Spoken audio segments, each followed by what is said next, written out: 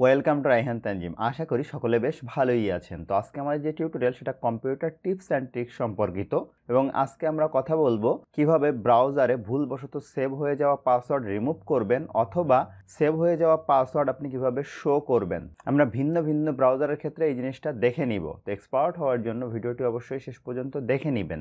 এছাড়া আপনি যদি আমার চ্যানেলে নতুন হয়ে থাকেন, চ্যানেলটি অবশ্যই সাবস্ক্রাইব করে নেবেন, ফলে বিভিন্ন রকম টিউটোরিয়াল পাবেন যেগুলো আপনার জন্য উপকারী, সেগুলো অবশ্যই দেখে নেবেন। তো চলুন শুরু করা যাক। তো প্রথমে দেখেন, আমি যদি আমার মজিলা ফায়ারফক্স ব্রাউজার দিয়ে শুরু করি।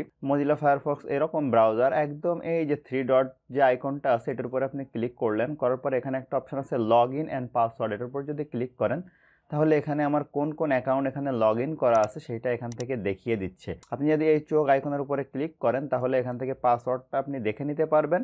অথবা সাপোজ এই বিটলির অ্যাকাউন্টটা রিমুভ করতে চান তাহলে এটার উপরে ক্লিক করার পরে আপনি এখান থেকে রিমুভ দিলেন, দেওয়ার পরে রিমুভ দিয়ে দিলে দেখেন ওই অ্যাকাউন্টটা এখান থেকে রিমুভ হয়ে গেল। আপনি যদি এখন এখান থেকে বিটলিতে লগ ইন করতেও যান সেক্ষেত্রে পাসওয়ার্ড আপনাকে আবার চাইবে, অর্থাৎ পাসওয়ার্ডটা আপনি রিমুভ করে ফেলেছেন সফলভাবে। এখন যদি আমরা গুগল ক্রোম ব্রাউজার দেখি, গুগল ক্রোম ব্রাউজারে আমরা এই যে এই কোনায় 3 ডটের উপর ক্লিক করব, করার পরে সেটিংয়ে যাব।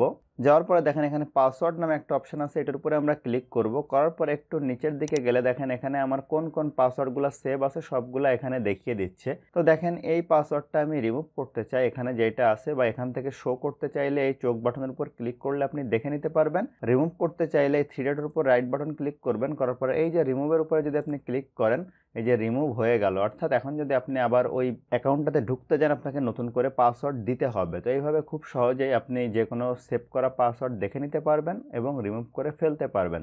তো আশা করি ভিডিওটা আপনার জন্য হেল্পফুল ছিল। ভিডিও যদি ভালো লাগে অবশ্যই লাইক করবেন, কেমন লাগলো কমেন্ট করবেন, আপনার বন্ধুদের সাথে শেয়ার করতে ভুলবেন না।